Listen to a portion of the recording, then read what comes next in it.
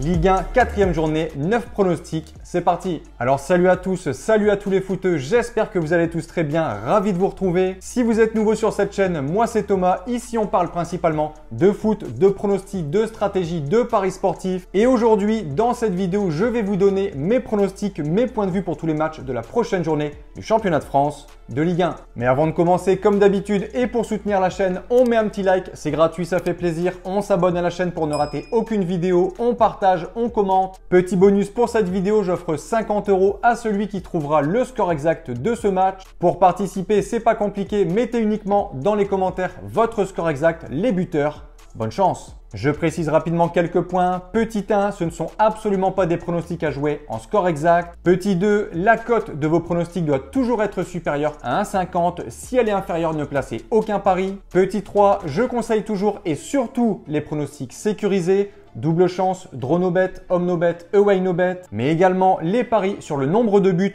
plutôt à jouer en live over 1,5 et over 2. Pour plus d'informations sur les pronostics sécurisés, j'explique tout en détail dans ces vidéos. Vous avez les différents liens dans la description. Dernier point pour les parieurs, si vous souhaitez parier sur le meilleur bookmaker, obtenir les meilleures cotes et donc augmenter considérablement vos bénéfices, je vous conseille le bookmaker Pinacle, donc PS3838 via le broker Asian Connect. Je vous montre rapidement la différence de code qu'on peut avoir entre Pinacle et un bookmaker traditionnel. J'ai pris pour l'exemple Winamax. J'ai sélectionné le match, donc l'affiche du dimanche Rennes-Lyon. On peut voir sur Winamax que les cotes en sec 1x2, Rennes 2,70, match nul 3,50, Lyon 2,40. Sur Pinacle, on aura des cotes à 2,80 pour Rennes, 2,49 pour Lyon et 3,58 pour le match nul. Donc on a des cotes de 0,10, 0,9 et 0,8 de plus que sur Winamax. On prend ensuite le pari par exemple 0,0, donc c'est le draw no bet, victoire remboursée si match nul de Rennes. Sur Winamax, on aura une cote à 1,88, donc 1,88 contre 2,07. On regarde un dernier pronostic, donc le plus 0,5, donc c'est victoire ou nul de Rennes, on a une cote à 1,57, donc quasiment 1,58. Et sur Winamax, on aura une cote à 1,52. Donc vous voyez, peu importe le pronostic que vous voulez jouer, vous aurez toujours une cote supérieure sur Pinacle. Et même pour les pronostics, par exemple, les deux équipes marquent, les cotes sont supérieures sur Pinacle. Les scores exacts, les cotes sont supérieures sur Pinacle. Tous les pronostics seront supérieurs sur Pinacle. Pour vous inscrire et parier sur ce bookmaker, vous avez le lien en description. Allez, let's go, 4e journée de Ligue 1 comme d'habitude. Premier match ce vendredi soir, 20h45, Stade Vélodrome, Marseille accueille Lorient. Deux formations qui ne sont pas au mieux de leur forme, seulement 3 points pris sur 9. Deux défaites, une seule victoire de chaque côté. Pour l'OM, le revers à Rennes 1-0, celui à Lyon 1-0 également. La seule victoire pour le moment est celle contre le Paris FC. Une belle victoire 5-2 avec de belles choses sur le plan offensif. Greenwood, Aubameyang qui avait mis un doublé, mais globalement le début de saison des Marseillais est plutôt raté. Les deux défaites plus la crise interne, Rabiot, Jonathan Rowe pour une équipe qui est censée jouer le titre cette saison. Ils sont déjà à 6 points du PSG. Bon, en face, Lorient, l'objectif est différent de celui des Marseillais. On va pas se mentir, les Merlus jouent cette saison tout d'abord le maintien. Et comme je le disais dans mon ancienne vidéo, la victoire 4-0 contre Rennes n'était qu'un effet d'optique. Car s'ils avaient été 11 contre 11, clairement, selon moi, il n'y aurait jamais eu 4-0. Ensuite, pour la première journée, les Lorientais s'étaient inclinés du côté d'Auxerre 1-0. Mais ce qu'on retient surtout, c'est la défaite contre Lille. On en parle, 7-1 et tous les buts inscrits en seconde mi-temps. Ça fait environ un but encaissé toutes les 7 minutes. Et pour avoir vu le match, c'était une catastrophe. Lorient, leur défense était calamiteuse. Lille faisait ce qu'il voulait sur le terrain. Lorient, un peu comme Saint-Etienne la saison passée, a montré sur ce match contre Lille qu'il n'avait vraiment pas le niveau de Ligue 1. Et on parle rapidement d'un point côté confrontation Marseille-Lorient du côté du Vélodrome. Depuis 10 ans, c'est 6 matchs, 5 victoires des Marseillais, 1 nul, aucune victoire des Merlus. Mon point de vue, on vient d'en parler, Lorient défensivement, ça va être compliqué. Marseille a beaucoup d'armes en attaque. Weah, Greenwood, Gouiri, Aubameyang, Paixão qui pour l'instant est blessé. Sans surprise pour moi, victoire des Marseillais sur ce match. Je vois un match ouvert, un match avec des buts, je vais dire 4-1. Au passage, on leur souhaite bonne chance pour leur déplacement au Real Madrid la semaine prochaine. Deuxième match, Nice reçoit Nantes, des Aiglons qui ont coulé lors de la 3e journée du côté du Havre, 3 buts à 1. Mon conseil pour les Niçois, bosser la défense, les failles, les mésententes ont été énormes contre le Havre. Pour l'instant, après 3 journées, on est loin de l'équipe de Nice qui finissait la saison passée en 4e position. Le championnat est encore long, mais les débuts de saison sont toujours très importants. pour la confiance. Ils ont ici l'occasion de signer une victoire. Nantes, c'est pas terrible. 2 défaites, une victoire, secteur offensif assez faible, un seul but marqué en 3 journées. Mon point de vue pour ce match, je vois les Niçois s'imposer 2-0. On poursuit avec Monaco, 3e représentant français en Champions League, qui se déplace pour cette 4e journée à la Baie des Champs pour y affronter Auxerre, des Monégasques, 6 points sur 9, une victoire contre le Havre 3-1, une défaite contre Lille 1-0. Ils ont eu très chaud lors de la 3e journée contre Strasbourg, avec pourtant une avance tranquille de 2 buts. Strasbourg est revenu dans le match 2-2, mais merci à Minamino qui leur a offert la victoire 3-2 en toute fin de match. En face, l'AGIA, début de saison compliqué. Un petit succès logique 1-0 contre Lorient. Par contre, après, c'est 2 revers, 3-1 à Nice et 1-0 à Nantes. Ça démarre pas très bien pour les hommes de Christophe Pélissier. Ce match contre Monaco sera donc déjà décisif pour Auxerre. Un 3e revers de suite pourrait déjà les plonger en fond de classement. Mais Monaco a montré qu'il y avait quand même des failles en défense et Auxerre a souvent montré qu'il pouvait tenir tête aux grosses équipes. Franchement, je pense qu'un nul est fort possible pour ce match. Je vais dire un partout. Lille-Toulouse, match très intéressant des Lillois qui m'impressionnent et qui montent en puissance. Clairement, en ce début de saison, l'une des équipes les plus agréables à regarder. Il y a du spectacle, il y a des buts, il y a surtout 2 victoires et un nul en 3 matchs. Pourtant, pour être honnête, et je suis Lillois, le mercato et leur préparation me faisaient vraiment peur. Le 3-3 contre Brest côté défensif, c'était vraiment fébrile. En revanche, contre Monaco, match abouti avec un Giroud toujours autant efficace. Mais que dire de la prestation à Lorient ? Romain Perraud, excellent sur le côté gauche. Alexandro Ngoy en défense centrale au top. Thomas Meunier, super match sur le côté droit. Félix Correa, déjà 3 passes décisives. Fernandez Pardo, le doublé pour remplacer Giroud sur ce match. Haraldsson, il monte en puissance et devient l'un des piliers du milieu de terrain sur le secteur offensif. Bouhaddi, future pépite clairement. Et que dire de la recrue Hamza Gaman, déjà un doublé pour lui. Très à l'aise dans les petits espaces. Franchement, je suis séduit par ce que propose Lille pour l'instant. Ils viennent même de se renforcer sur le secteur défensif, arrivé de Verdonk pour soulager Perraud et de l'ancien Marseillais Chancel Mbemba. Lille a l'occasion ici de confirmer. Toulouse, sur le papier, c'est clairement inférieur.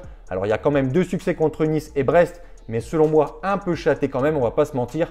Contre Paris, on a vu que c'était compliqué. 6-3, Toulouse peut encaisser énormément de buts. On l'avait vu lors de la préparation, mais surtout Lille peut en marquer beaucoup. On peut donc avoir ici un match très ouvert et je pense que le Lille que j'ai vu à Lorient peut clairement battre Toulouse sans problème. Je vais leur donner les 3 points. 3-1. 5e match, Parc des Princes, Paris contre Lens. Des Parisiens qui se sont fait plaisir à Toulouse. 6-3, un triplé et une masterclass de Joao Neves. De retourner, une frappe pleine lucarne, 2 pénaltys de Dembouz et un but de Barcola en tout début de match. Je retiens tout de même le relâchement de la défense en fin de match qui a vu Toulouse mettre 2 buts, 89e et 91e. Je dis ça car même si je pense que Paris sera premier haut la main en fin de saison, le goal average est tout de même très important pour le classement. On a donc ici un PSG qui signe sa 3e victoire après celle obtenue contre Nantes et Angers, sans spectacle mais avec beaucoup de maîtrise 2 fois sur le score de 1-0. En face, Lens descend et hors, objectif place européenne qui réalise un début de saison plutôt bon. Une défaite d'entrée un peu sévère contre Lyon à domicile 1-0. Une victoire ensuite au Havre 2-1 et une autre contre Brest 3-1 avec le premier but cette saison de Florian Thauvin sur penalty. Petit point mercato, les Lensois qui étaient en recherche d'un attaquant ont signé Hudson Edouard qui arrive de Crystal Palace. Et on parle rapidement des confrontations. Et comme pour le match Marseille-Lorient, on a également ici un gros avantage aux locaux Paris. Les Lensois n'ont plus gagné au Parc des Princes depuis 2006. C'était l'époque des Daniel Cousin, Harouna Dindan, Olivier Tomert. Pour ceux qui s'en souviennent, autant dire que ça date. Je vais pour ce 5e match donner la victoire aux Parisiens qui montent en puissance et qui doivent préparer la réception de l'Atalanta en Ligue des Champions. Je vais dire 2-0. 6e match, bas de tableau, Metz, lanterne rouge, reçoit Angers. On a ici la seule équipe qui n'a toujours pas pris le moindre point cette saison. On le savait que ce serait dur pour les Messins. 3 revers de suite, 7 buts encaissés. Sur le papier, pour l'instant, cette réception d'Angers paraît le match le plus abordable pour les Messins. Mais attention, Angers montre tout de même de belles choses. Le nul contre Rennes a été pas mal. La victoire contre le Paris FC également. Ensuite, défaite au PSG, mais seulement 1-0. Angers tient la route pour l'instant. Et pourquoi ne pas confirmer à Metz, équipe qui joue déjà avec la boule au ventre. Mon point de vue, 1-0. 7e match avec Brest qui reçoit le Paris FC. 2 formations qui ont du mal, surtout Brest. Un seul point pris sur 9. C'était contre Lille avec le match nul 3-3, donc en ayant encaissé quand même 3 buts. Ils encaissent 2 buts contre Toulouse, puis 3 contre Lens. En face, le PFC a ouvert son compteur de points. Victoire contre Metz 3-2, un excellent Ilan Kebal, déjà 3 buts cette saison pour lui. Quelques nouvelles recrues sont encore arrivées.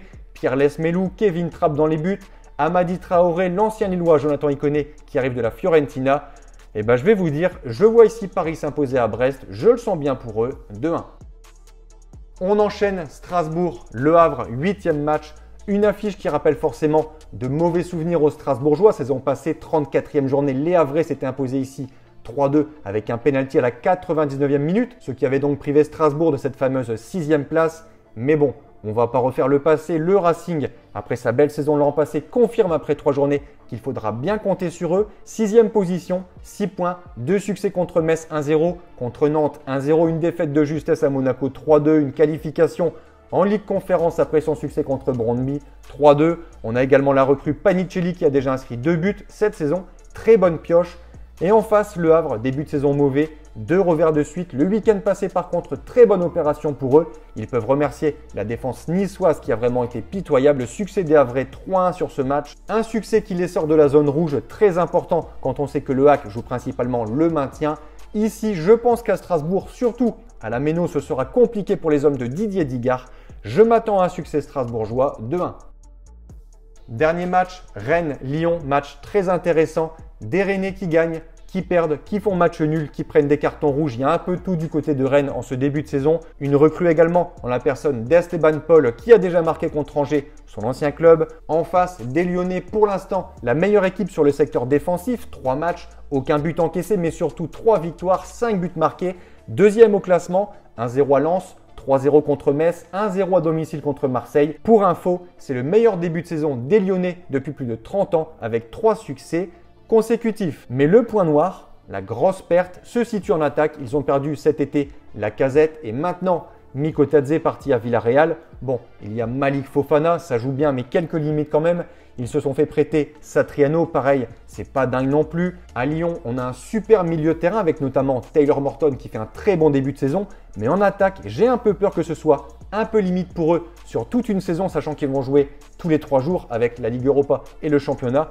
On verra bien. En tout cas, ils ont déjà pris 9 points. Comme on dit, tout ce qui est pris n'est plus à prendre. Mais je pense qu'ici à Rennes, ça va coincer. Je vois plutôt les Rennais gagner ce match, je vais dire 1-0. Donc voilà pour mes pronostics. Et dernier point, si vous souhaitez optimiser vos paris sportifs et tenter d'être rentable sur le long terme, il faut parier sur les meilleurs bookmakers, ce qui vous permettra d'avoir des cotes plus élevées et donc d'augmenter considérablement vos bénéfices. Pour ma part, j'utilise le bookmaker PS3838, donc Pinac via le broker Asian Connect. Et dans cette vidéo, je vous explique étape par étape comment parier sur ce bookmaker. Comme d'habitude, vous avez le lien en description. Sur ce, merci d'avoir regardé. C'était Thomas. À la prochaine et bon pronostic.